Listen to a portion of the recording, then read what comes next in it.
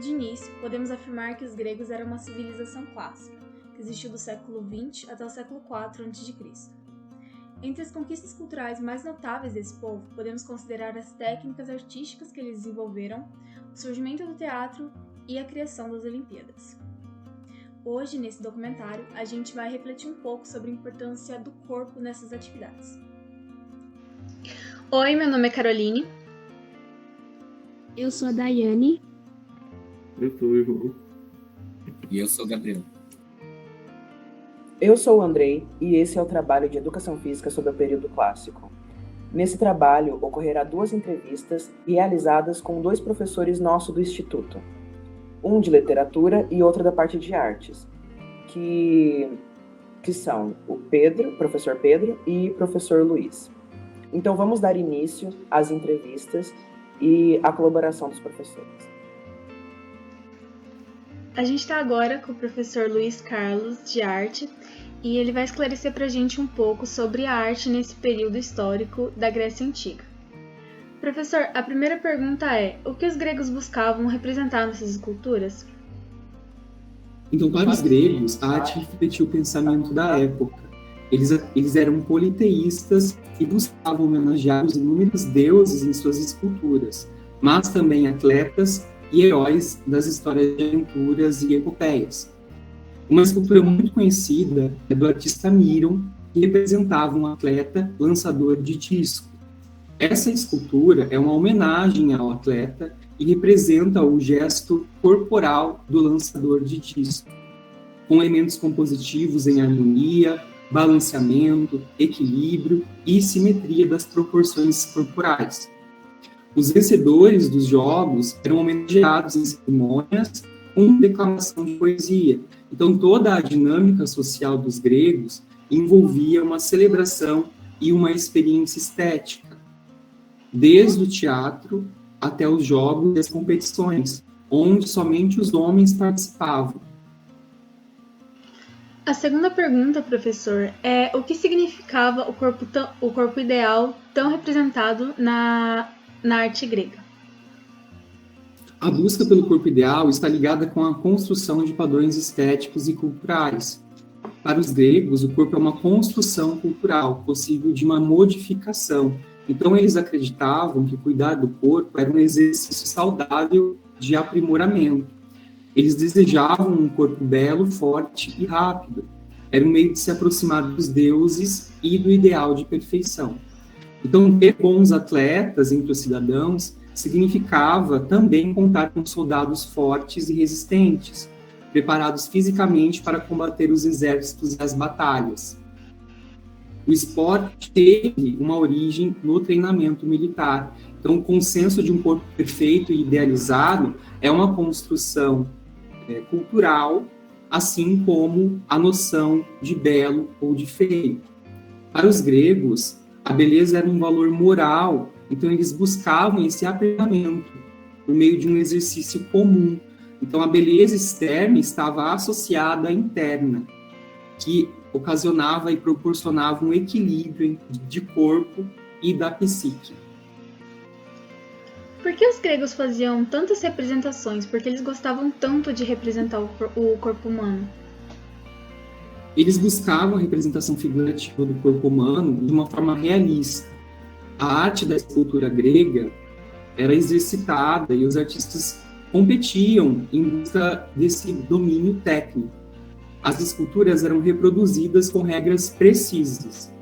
Com o surgimento da filosofia, as crenças religiosas ficam em segundo plano, e o modelo não são mais os deuses, mas o próprio homem.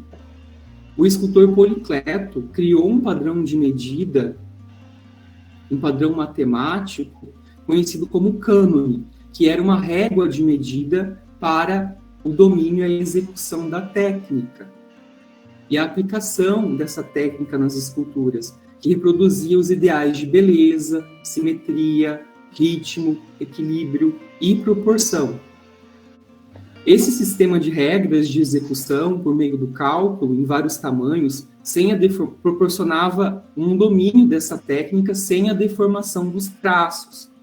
Por exemplo, a altura da escultura se dava pela multiplicação e a divisão em 7 partes iguais, todas com a mesma medida da cabeça.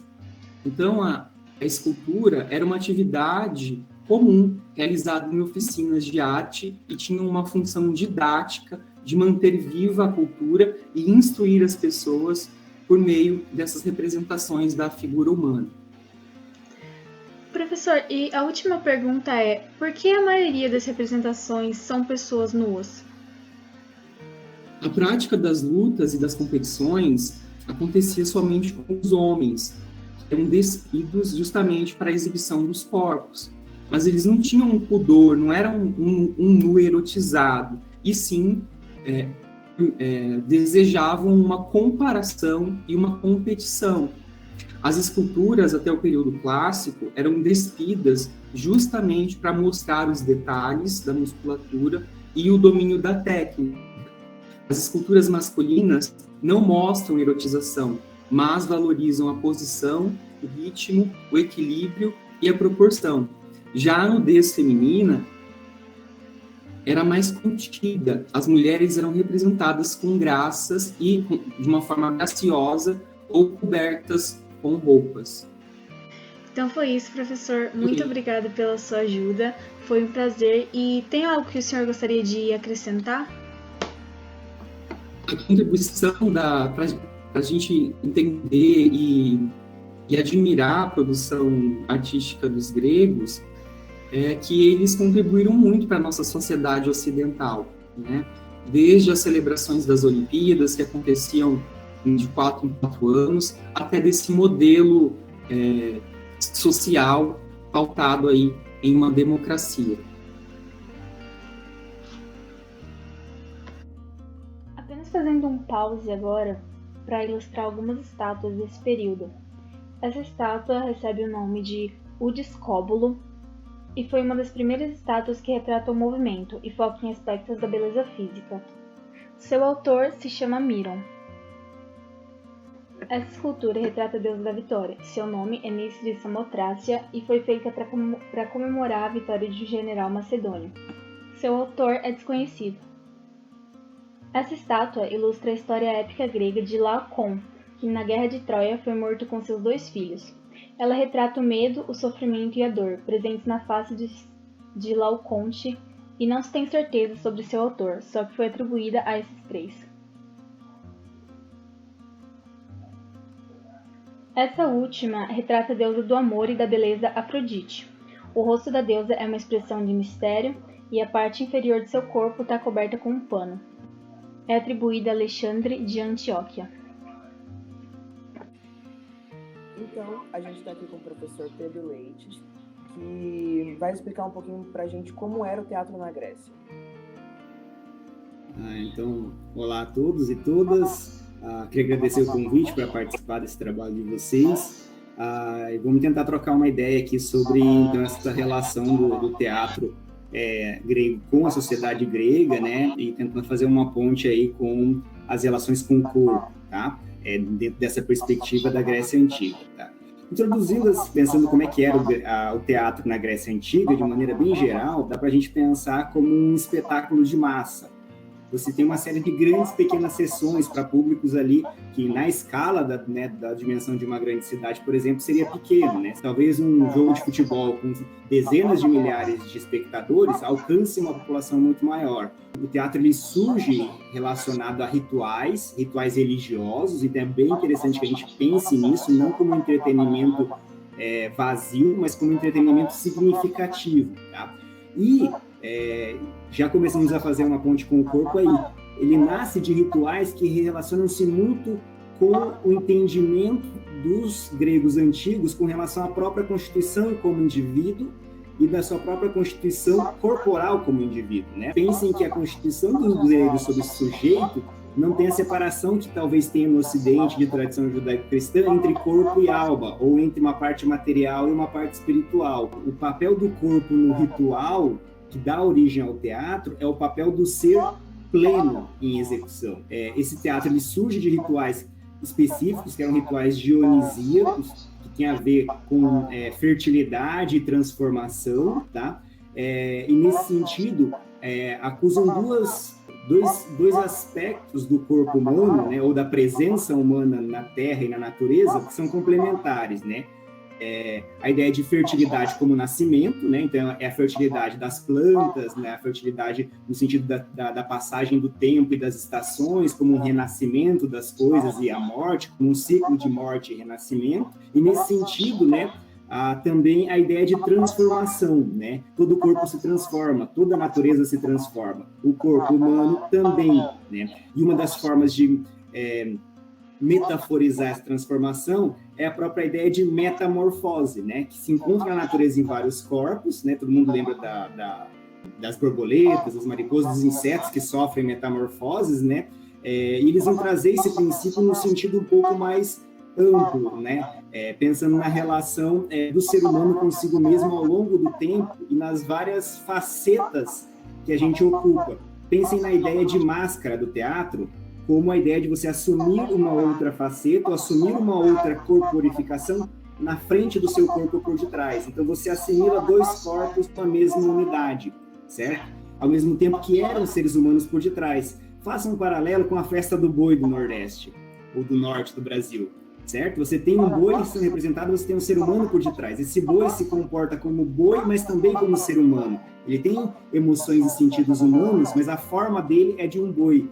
A ideia é pensar nas várias facetas do ser humano, como a gente é às vezes mais instintivo, às vezes mais sensitivo, às vezes mais racional, né? O que se fazia? Se consumia muito vinho. Consumindo-se muito vinho, né, as pessoas ficaram bêbadas, né? Diz a lenda que elas ficavam desfalecidas e saíam do próprio corpo. É como se você alcançasse espiritualmente, esse é um termo nosso, né, espiritualmente, porque o grego não havia essa diferença, como eu comentei antes, mas o seu corpo passasse para um outro estágio de percepção e de existência. Então, o teatro ele seria esse momento de revelação, de você ver coisas que você não veria normalmente, olhar para a realidade de um modo que você não veria normalmente. Quando ele está nesse momento, ele está no momento de compartilhamento de uma nova experiência. Ele não está no seu momento do corpo normal. Você assume uma outra personalidade. Façam um paralelo, pensem como as pessoas parecem que se comportam de uma maneira muito mais eufórica e efusiva quando estão assistindo um jogo de futebol ou as Olimpíadas, quando estão torcendo. As regras sociais se modificam, o ser humano se modifica, o seu corpo se modifica. Isso se dá a partir da contemplação de corpos em movimento, numa dinâmica específica, que simula realidades. Então você cria uma ponte entre um mundo projetado e um mundo de crença, certo? Então, o espetáculo, mais ou menos, funcionava nesse sentido, de um momento de união para você projetar olhares deslocados da realidade normal sobre temas que são fundamentais. Então, não é mentira, é verdade o que se representa, mas é uma verdade, né, diluída, interpretada, perpassada por outros corpos, né? O corpo do ator que representa, o corpo do dramaturgo que escreveu a peça, né? O corpo do coro que assume voz, né? Então é mais ou menos assim que funciona, tá, o teatro grego antigo em termos de organização. Voltando um pouquinho atrás, então, sobre o corpo que você tinha comentado, explica um pouco sobre a utilização do corpo nas atividades teatrais. Hoje, né, nós temos uma dimensão do corpo no teatro como uma dimensão muito performática, né? A ideia de performance como algo próximo da linguagem do corpo como expressão, talvez para os gregos estivesse mais próximo do que hoje nós entendemos como dança.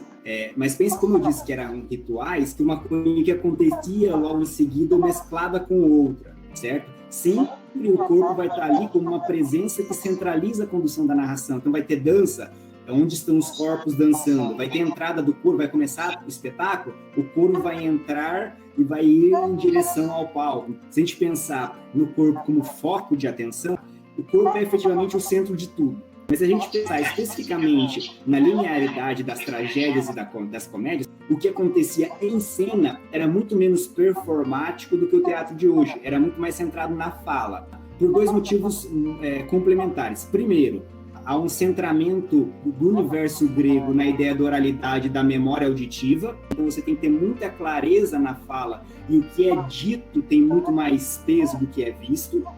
Nesse sentido, o que acontece no palco é muito mais vocal do que performático em termos de corpo, certo?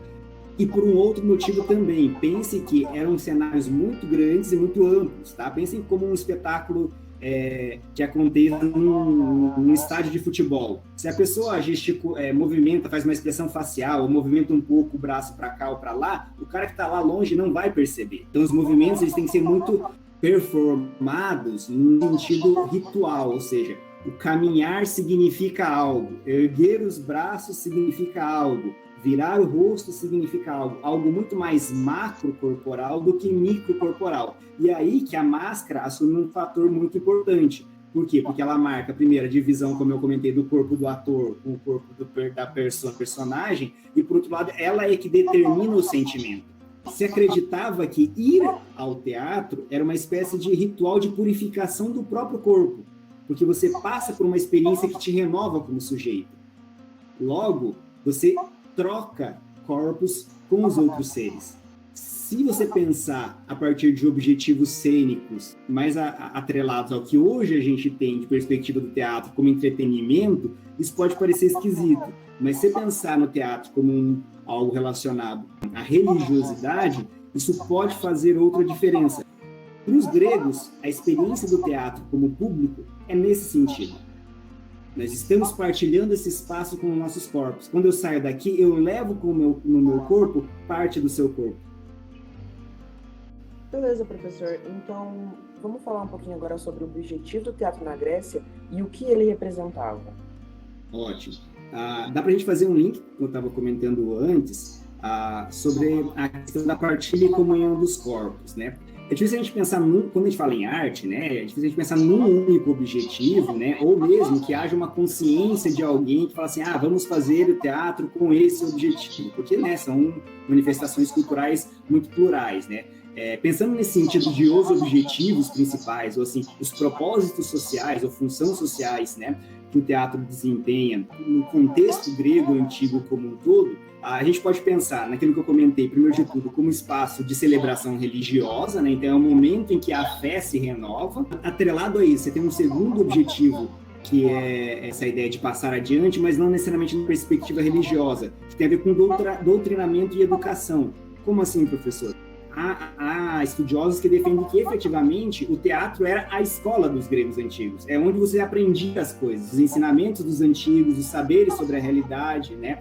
E isso tem a ver com a ideia do que representava-se no teatro. Representavam-se, né, as lendas ou os mitos antigos, ou o passado do próprio povo, ou aquilo que efetivamente nos constituiu como seres humanos. Então, os grandes temas universais na pele né, nas personas dos grandes heróis, sejam os deuses, os semideuses e os seres humanos mais antigos. Efetivamente, vinha a palco, principalmente, o que a gente chama dos heróis menores, né, ou semideuses, ou seja, você vai ter os primeiros seres humanos, fundadores das primeiras cidades, certo? Mas que eram filhos diretos ou descendentes diretos das grandes divindades, como se fosse uma espécie de investigação sobre as origens da civilização, as origens da humanidade, o que nos constitui como tais. E, claro, ao longo dos séculos, né, e mesmo ao longo do século V, que é o grande século das tragédias gregas, das comédias gregas antigas,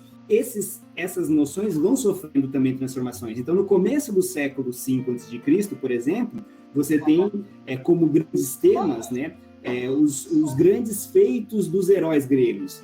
E no final do século V, você tem a problematização de questões sociais relacionadas a isso. Então, como esses temas de lá podem ter paralelo com as questões sociais de hoje. Por exemplo, a condição da mulher, por exemplo, as desigualdades sociais, a relação de classes, claro, numa sociedade grega antiga, mas questões que já existiam, certo? Então, elas vão pegando elementos mais do social e se afastando um pouco do mais religioso, tá? E aí, como um último objetivo, ou como uma questão que a gente pode entender a parte separadamente, mas que está interligada, tem a ver com esse princípio da purificação e da religação espiritual.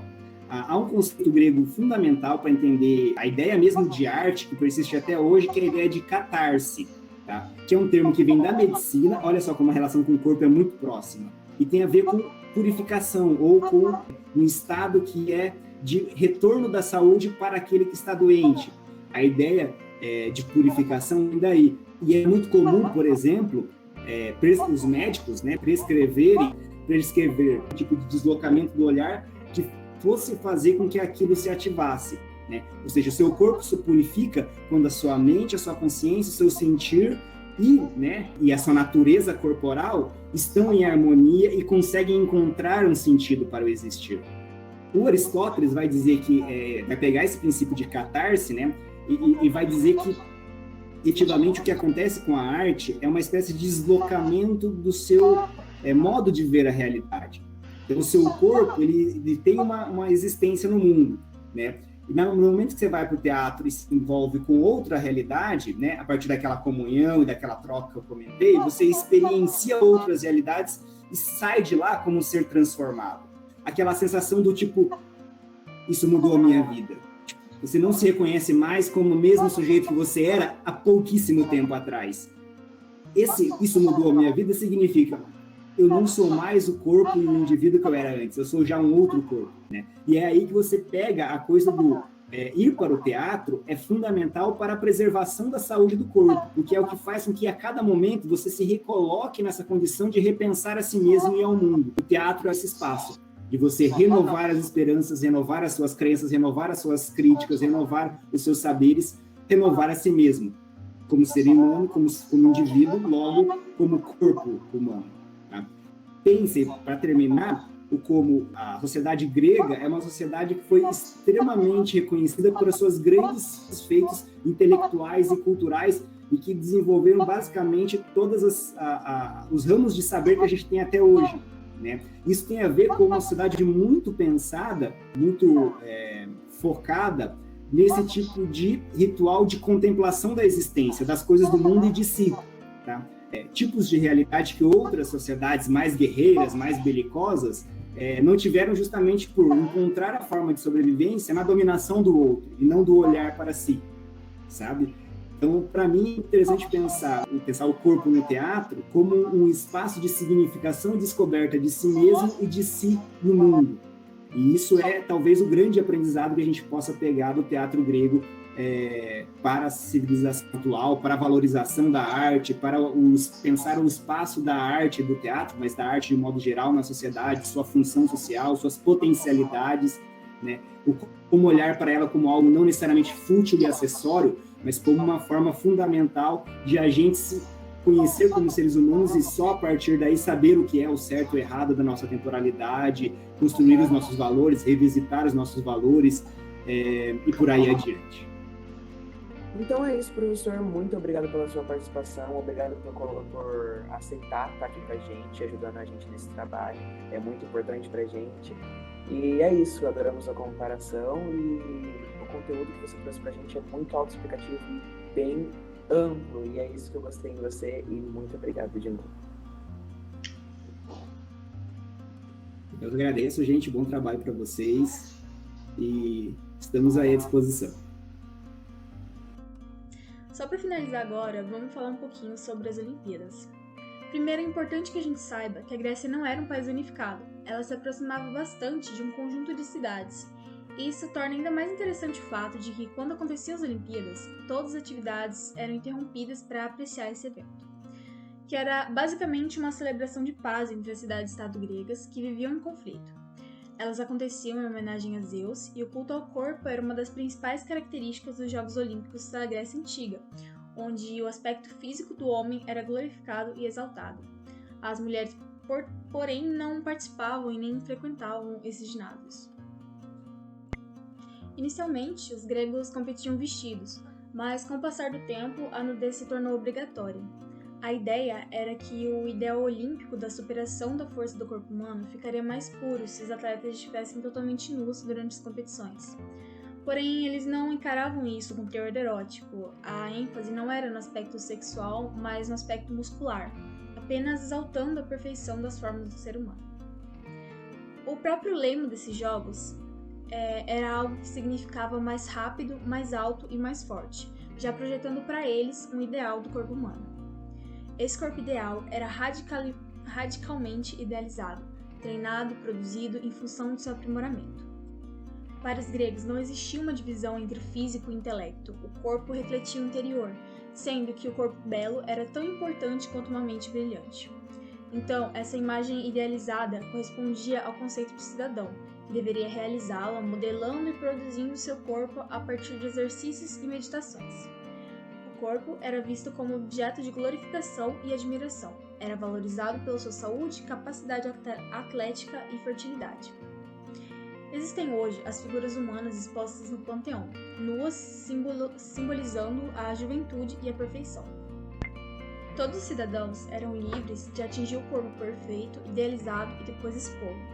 Os corpos eram trabalhados e construídos, como realmente objetos de admiração que começavam a ser esculpidos e modelados nos ginásios, que acabavam por ser mostrados muitas vezes nos Jogos Olímpicos. Os gregos desconheciam o pudor físico, eles encaravam o corpo como uma prova da criatividade dos deuses. Era para ser exibido, treinado, reverenciado.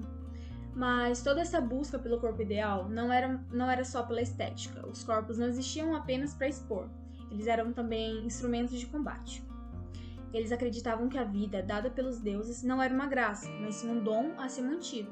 Eles acreditavam que corridas, saltos, disco, dardos eram as provas que as divindades exigiam deles para que se mostrassem dignos de terem sido premiados. Os deuses, afinal, não passavam de seres humanos melhorados. Os deuses eram a excelência que um ser humano algum dia poderia alcançar. Com o passar do tempo, os Jogos Olímpicos assumiram tanta importância que os gregos começaram a utilizá-lo como uma medida de tempo. Elas eram realizadas de 4 em 4 anos e até hoje continuam sendo assim. Além disso, durante as provas, qualquer guerra na região era suspensa para que os cidadãos pudessem ir até a Olímpia para aplaudir seus campeões. Se as guerras eram precedidas de sentimento de tristeza e medo, a disputa dos jogos gerava disciplina, respeito e expectativa. Por fim, foi nesse contexto de valorização do corpo humano que a Grécia proporcionou que a educação física surgiu. Na época, era uma disciplina que estava incluída na Academia de Platão, a primeira escola de filosofia do mundo ocidental.